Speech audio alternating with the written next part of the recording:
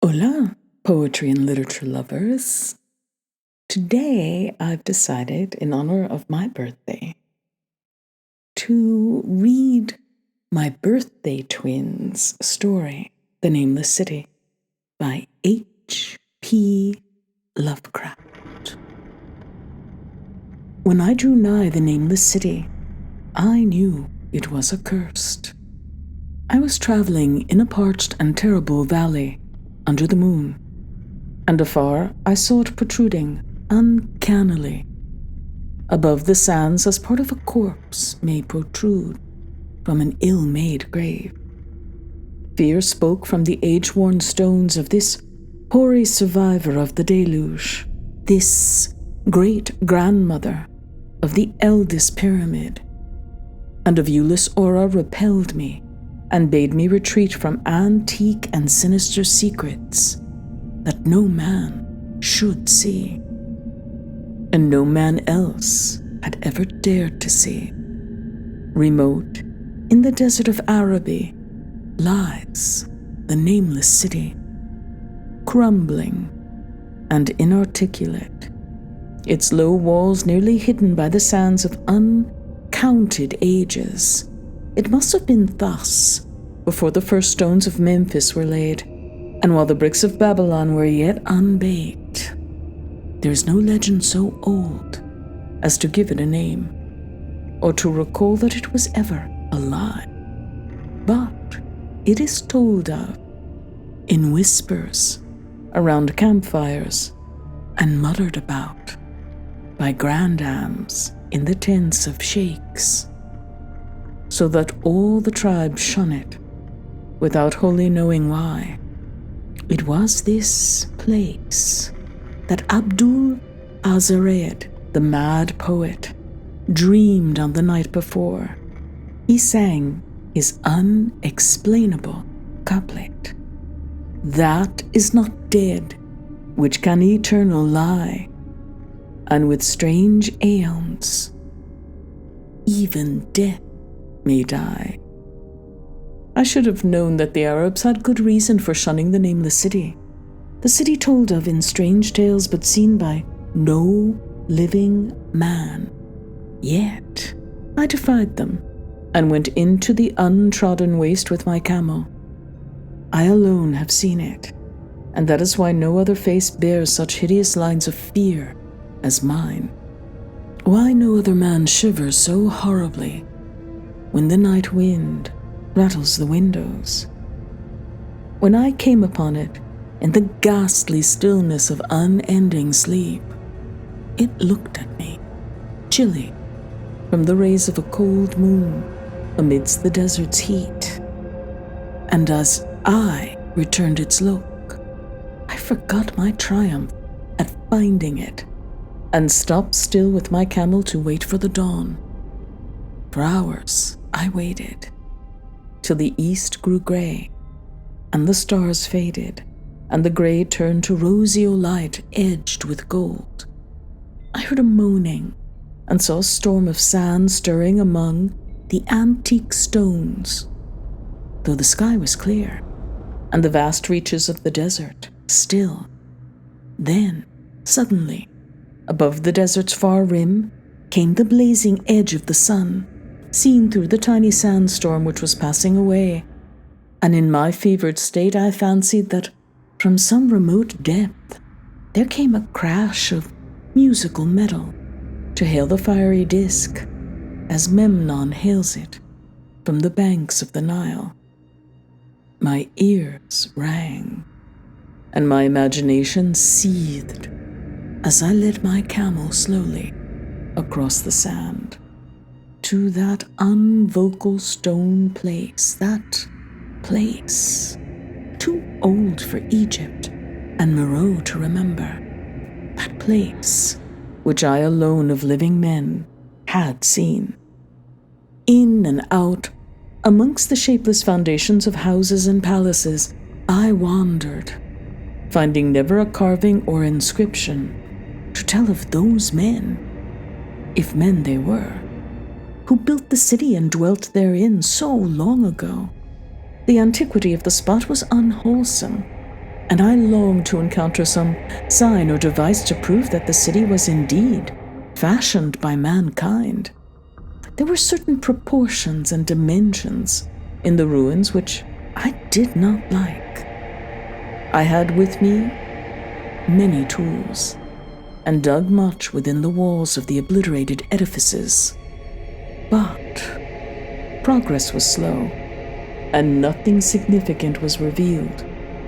When night and the moon returned, I felt a chill wind which brought new fear, so that I did not dare to remain in the city. And as I went outside the antique walls to sleep, a small sighing sandstorm gathered behind me, blowing over the grey stones though the moon was bright, and most of the desert still. I awaked just at dawn from a pageant of horrible dreams, my ears ringing as from some metallic peal. I saw the sun peering redly through the last gusts of a little sandstorm that hovered over the nameless city and marked the quietness of the rest of the landscape. Once more I ventured within those brooding ruins that swelled beneath the sand like an ogre under a coverlet, and again dug vainly for relics of the forgotten race.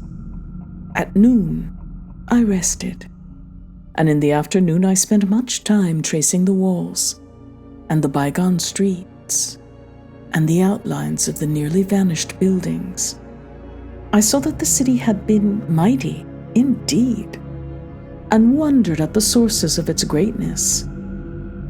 To myself, I pictured all the splendors of an age so distant that Chaldea could not recall it, and thought of Samath the doomed that stood in the land of Nar when mankind was young,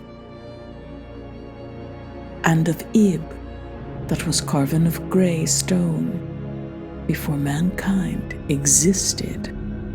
All at once I came upon a place where the bedrock rose stark through the sand and formed a low cliff, and here I saw with joy what seemed to promise further traces of the antediluvian people. Hewn rudely on the face of the cliff were the unmistakable facades of several small, squat rock houses or temples, whose interiors might preserve many secrets of ages too remote for calculation, though sandstorms had long since effaced any carvings which may have been outside. Very low and sand-choked were all of the dark apertures near me, but I cleared one with my spade and crawled through it, carrying a torch to reveal whatever mysteries it might hold. When I was inside, I saw that the cavern was indeed a temple, and beheld plain signs of the race that had lived and worshipped before the desert was a desert. Primitive altars, pillars, and niches, all curiously low, were not absent, and though I saw no sculptures nor frescoes, there were many singular stones clearly shaped into symbols by artificial means. The lowness of the chiseled chamber was very strange, for I could hardly more than kneel upright, but the area was so great that my torch showed only part at a time. I shuddered oddly in some of the far corners, for certain altars and stones suggested forgotten rites of terrible, revolting, and inexplicable nature, and made me wonder what manner of men could have made and frequented such a temple. When I had seen all that the place contained, I crawled out again, avid to find what the other temples might yield. Night had now approached. Yet, the tangible things I had seen made curiosity stronger than fear, so that I did not flee from the long moon-cast shadows that had daunted me when I first saw the nameless city. In the twilight, I cleared another aperture, and with a new torch, crawled into it, finding more vague stones and symbols, though nothing more definite than the other temple had contained. The room was just as low, but much less broad, ending in a very narrow passage, crowded with obscure and cryptical shrines. About these shrines I was prying when the noise of a wind and of my camel outside broke through the stillness and drew me forth to see what could have frightened the beast. The moon was gleaming vividly over the primeval ruins, lighting a dense cloud of sand that seemed blown by a strong but decreasing wind from some point along the cliff ahead of me. I knew it was this chilly, sandy wind which had disturbed the camel and was about to lead him to a place of better shelter, when I chanced to glance up and saw that there was no wind atop the cliff. This astonished me and made me fearful again, but I immediately recalled the sudden local winds I had seen and heard before at sunrise and sunset, and judged it was a normal thing. I decided that it came from some rock fissure leading to a cave, and watched the troubled sand to trace it to its source, soon perceiving that it came from the black orifice of a temple a long distance south of me, almost out of sight. Against the choking sand cloud, I plodded toward this temple, which, as I neared it, loomed larger than the rest, and showed a doorway far less clogged with caked sand. I would have entered, had not the terrific force of the icy wind almost quenched my torch. It poured madly out of the dark door, sighing uncannily as it ruffled the sand and spread about the weird ruins. Soon it grew fainter, and the sand grew more and more still, till finally all was at rest again. But a presence seemed stalking among the spectral stones of the city, and when I glanced at the moon, it seemed to quiver as though mirrored in unquiet waters. I was more afraid than I could explain, but not enough to dull my thirst for wonder. So as soon as the wind was quite gone, I crossed into the dark chamber from which it had come. This temple, as I fancied from the outside, was larger than either of those I had visited before, and was presumably a natural cavern, since it bore winds from some region beyond. Here I could stand quite upright, but saw that the stones and altars were as low as those in the other temples. On the walls and roof I beheld for the first time some traces of the pictorial art of the ancient race, curious curling streaks of paint that had almost faded or crumbled away. And on two of the altars I saw with rising excitement a maze of well-fashioned, curvilinear carvings. As I held my torch aloft, it seemed to me that the shape of the roof was too regular to be natural, and I wondered what the prehistoric cutters of stone had first worked upon. Their engineering skill must have been vast.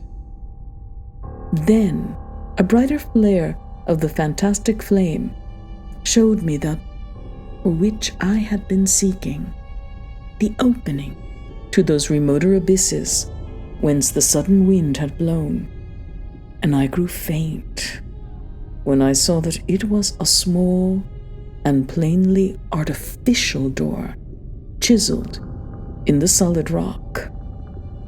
I thrust my torch within, beholding a black tunnel with the roof arching low over a rough flight of very small, numerous, and steeply descending steps. I shall always see those steps in my dreams, for I came to learn what they meant.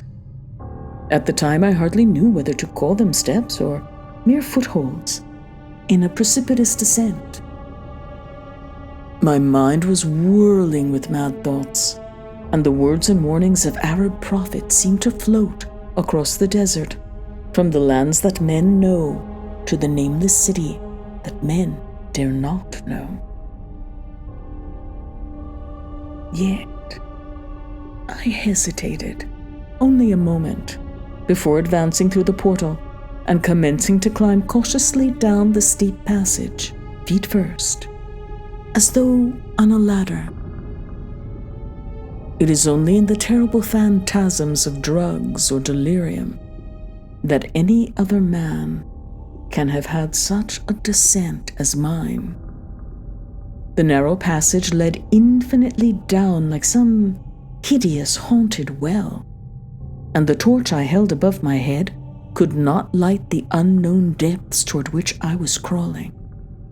I lost track of the hours and forgot to consult my watch, though I was frightened when I thought of the distance I must be traversing.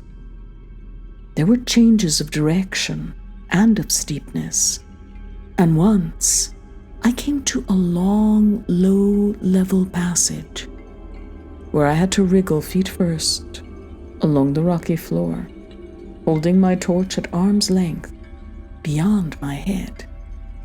The place was not high enough for kneeling.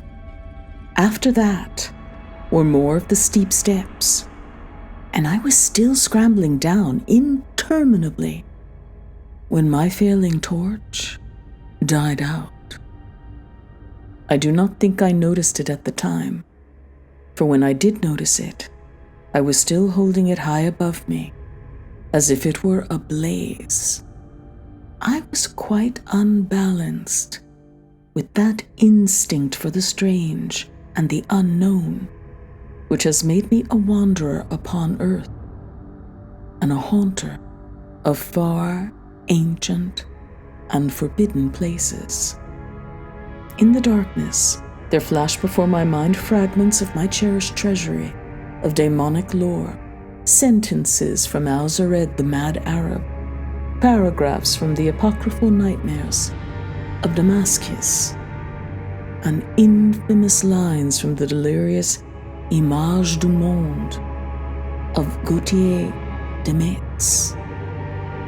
I repeated queer extracts and muttered of Afrasiab and the daemons that floated with him down the Oxus, later chanting over and over again a phrase from one of Lord Dunsany's tales: the unreverberate blackness of the abyss. Once, when the descent grew amazingly steep, I recited something in sing-song from Thomas More until I feared to recite more. A reservoir of darkness black, as witches' cauldrons are, when filled with moon drugs in the eclipse distilled. Leaning to look, if foot might pass, down through that chasm, I saw beneath, as far as visions could explore, the jetty sides as smooth as glass, looking as if just varnished o'er, with that dark pitch the sea of death throws out upon its slimy shore. Time had quite ceased to exist when my feet again felt a level floor, and I found myself in a place slightly higher than the rooms in the two smaller temples, now so incalculably far above my head. I could not quite stand, but could kneel upright, and in the dark I shuffled and crept hither and thither at random. I soon knew that I was in a narrow passage whose walls were lined with cases of wood having glass fronts. As in that Paleozoic and abysmal place I felt of such things as polished wood and glass, I shuddered at the possible implications. The cases were apparently ranged along each side of the passage at regular intervals, and were oblong and horizontal, hideous hideously like coffins in shape and size. When I tried to move 2 or 3 for further examination, I found they were firmly fastened. I saw that the passage was a long one, so floundered ahead rapidly in a creeping run that would have seemed horrible had any eye watched me in the blackness, crossing from side to side, occasionally, to feel of my surroundings and be sure the walls and rows of cases still stretched on.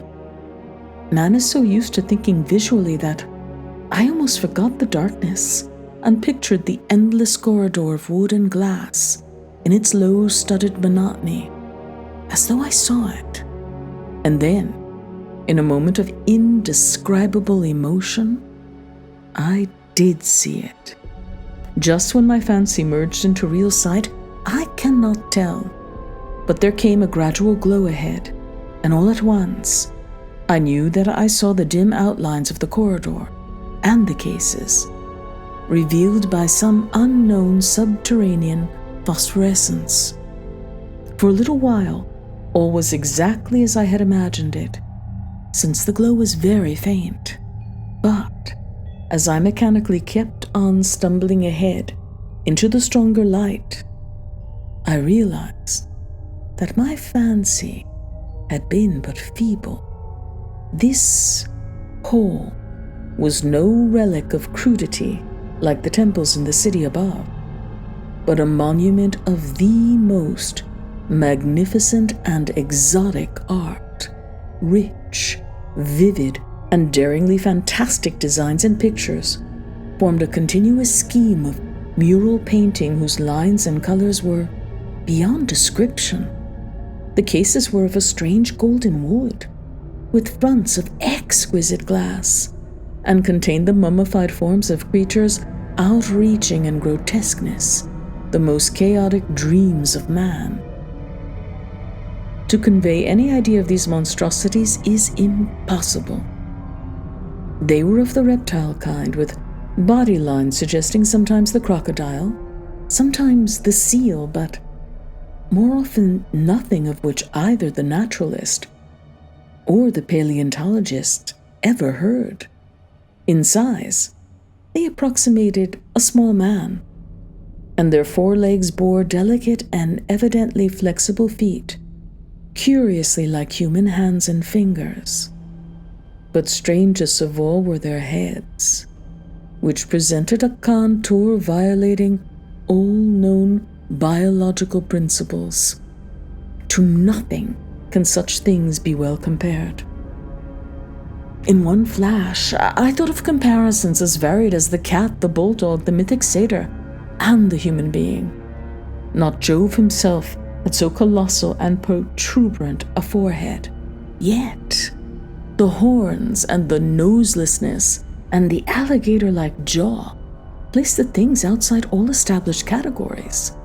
I debated for a long time on the reality of the mummies, half suspecting that they were artificial idols, but soon decided they were indeed some Paleogean species which had lived when the Nameless city was alive. To crown their grotesqueness, most of them were gorgeously enrobed in the costliest of fabrics and lavishly laden with ornaments of gold, jewels, and unknown shining metals. The importance of these crawling creatures must have been vast, for they held first place among the wild designs of the frescoed walls and ceilings. With matchless skill had the artists drawn them in a world of their own, wherein they had cities and gardens fashioned to suit their dimensions. And I could not but think that their pictured history was allegorical, perhaps showing the progress of the race that worshipped them. These creatures, I said to myself, were to the men of the Nameless city what the she-wolf was to Rome, or some totem beast is to a tribe of Indians. Holding this view, I thought I could trace roughly a wonderful epic of the Nameless city, the tale of a mighty seacoast metropolis that ruled the world before Africa rose out of the waves, and of its struggles as the sea shrank away and the desert crept into the fertile valley that held it.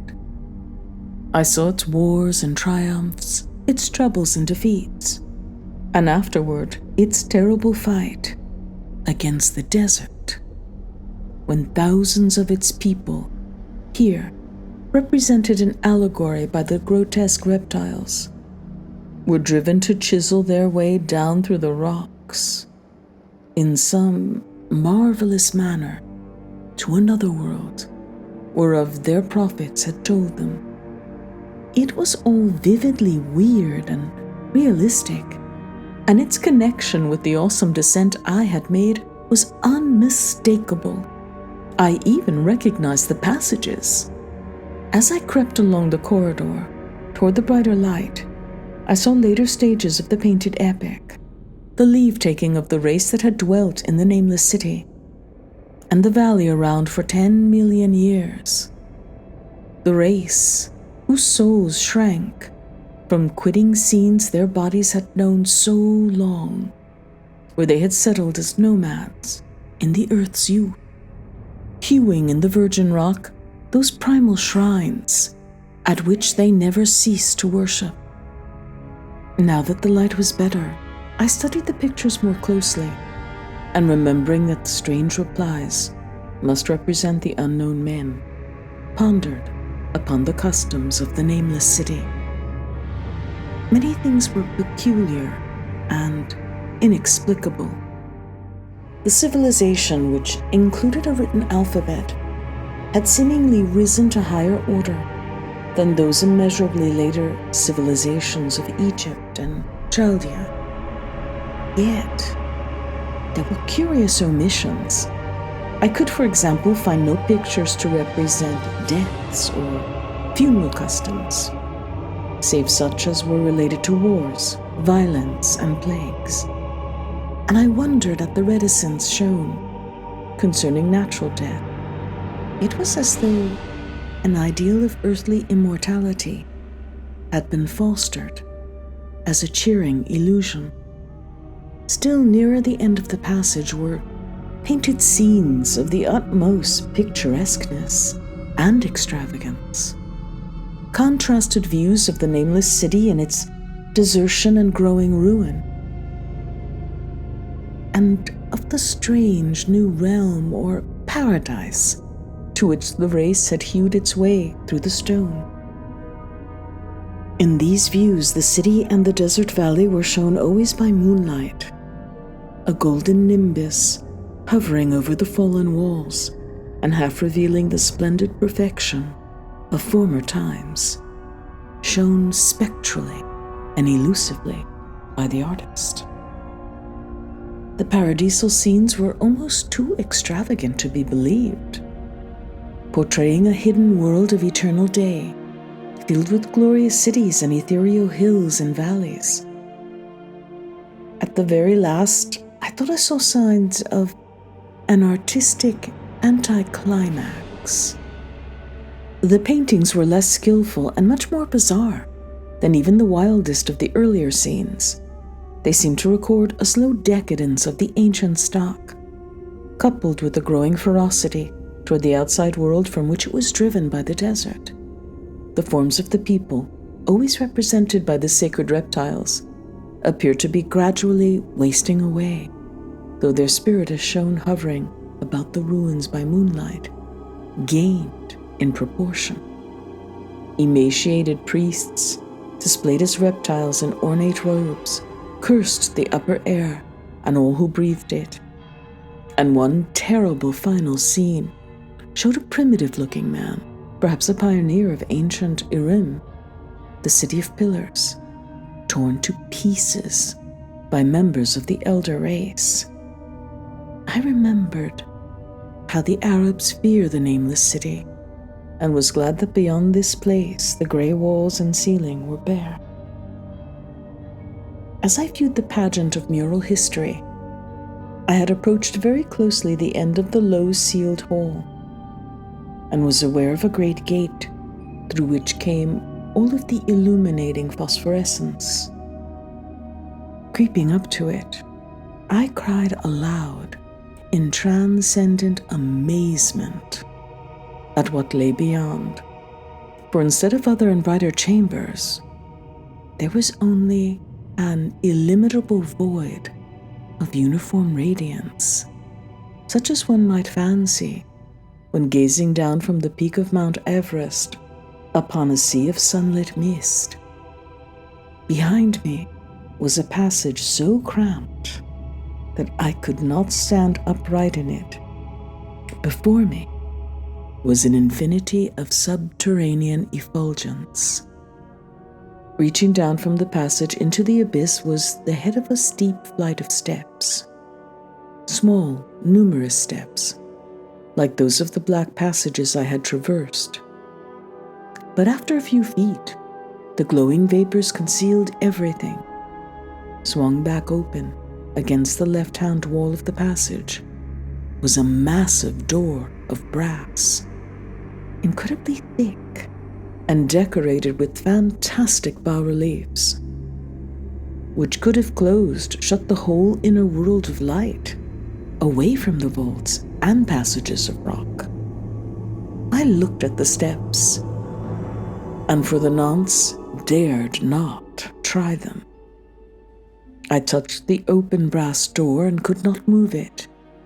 Then I sank, prone to the stone floor, my mind aflame with prodigious reflections, which not even a death-like exhaustion could banish.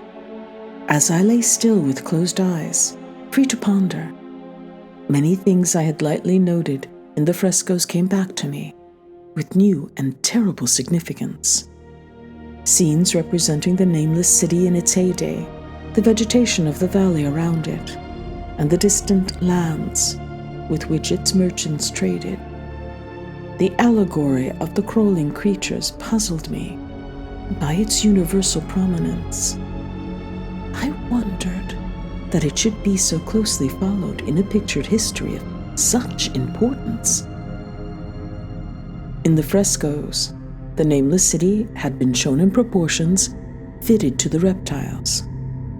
I wondered what its real proportions and magnificence had been, and reflected a moment on certain oddities I had noticed in the ruins. I thought curiously of the lowness of the primal temples and of the underground corridor, which were doubtless hewn thus out of deference to the reptile deities there honored, though it perforce reduced the worshippers to crawling. Perhaps the very rites had involved a crawling in imitation of the creatures. No religious theory, however, could easily explain why the level passage in that awesome descent should be as low as the temples, or lower, since one could not even kneel in it. As I thought of the crawling creatures, whose hideous mummified forms were so close to me, I felt a new throb of fear. Mental associations are curious, and I shrank from the idea that, except for the poor primitive man torn to pieces in the last painting, mine was the only human form amidst the many relics and symbols of primordial life. But, as always, in my strange and roving existence, wonder soon drove out fear, for the luminous abyss and what it might contain presented a problem worthy of the greatest explorer. That a weird world of mystery lay far down the flight of peculiarly small steps, I could not doubt, and I hoped to find there those human memorials which the painted corridor had failed to give. The frescoes had pictured unbelievable cities and valleys in this lower realm, and my fancy dwelt on the rich and colossal ruins that awaited me. My fears indeed concerned the past rather than the future. Not even the physical horror of my position In that cramped corridor of dead reptiles and antediluvian frescoes, miles below the world I knew, and faced by another world of eerie light and mist, could match the lethal dread I felt at the abysmal antiquity of the scene and its soul. An ancientness so vast that measurement is feeble seemed to leer down from the primal stones and rock-hewn temples in the Nameless city, where the very latest of the astounding maps in the frescoes showed oceans and continents that man has forgotten, only here and there some vaguely familiar outline of what could have happened in the geological aeons since the painting ceased and the death-hating race resentfully succumbed to decay. No man might say. Life had once teemed in these caverns and in the luminous realm beyond. Now I was alone with vivid relics, and I trembled to think to the countless ages through which these relics had kept a silent and deserted vigil. Suddenly, there came another burst of that acute fear which had intermittently seized me ever since I first saw the terrible valley and the Nameless city under a cold moon. And despite my exhaustion, I found myself starting frantically to a sitting posture and gazing back along the black corridor toward the tunnels that rose to the outer world.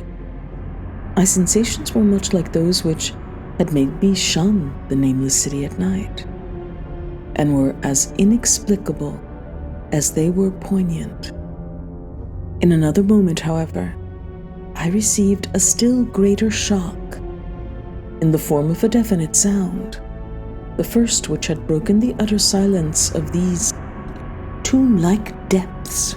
It was a deep, low moaning, as of a distant throng of condemned spirits, and came from the direction in which I was staring. Its volume rapidly grew, till soon it reverberated frightfully through the low passage, and at the same time I became conscious of an increasing draught of cold air, likewise flowing from the tunnels in the city above. The touch of this air seemed to restore my balance, for I instantly recalled the sudden gusts which had, indeed, served to reveal the hidden tunnels to me. I looked at my watch and saw that sunrise was near, so braced myself to resist the gale which was sweeping down to its cavern home as it had swept forth at evening. My fear again waned low, since a natural phenomenon tends to dispel broodings over the unknown. More and more madly poured the shrieking, moaning night wind into that gulf of the inner earth. I dropped prone again and clutched vainly at the floor, for fear of being swept bodily through the open gate into the phosphorescent abyss. Such fury I had not expected, and as I grew aware of an actual slipping of my form toward the abyss, I was beset by 1,000 new terrors of apprehension and imagination. The malignancy of the blast awakened incredible fancies. Once more I compared myself shudderingly to the only other human image in that frightful corridor, the man who was torn to pieces by the Nameless race. For in the fiendish clawing of the swirling currents there seemed to abide a vindictive rage, all the stronger because it was largely impotent. I think I screamed frantically. Near the last, I was almost mad, but if I did so, my cries were lost in the hell-born babble of the howling wind wraiths. I tried to crawl against the murderous invisible torrent, but I could not even hold my own as I was pushed slowly and inexorably toward the unknown world.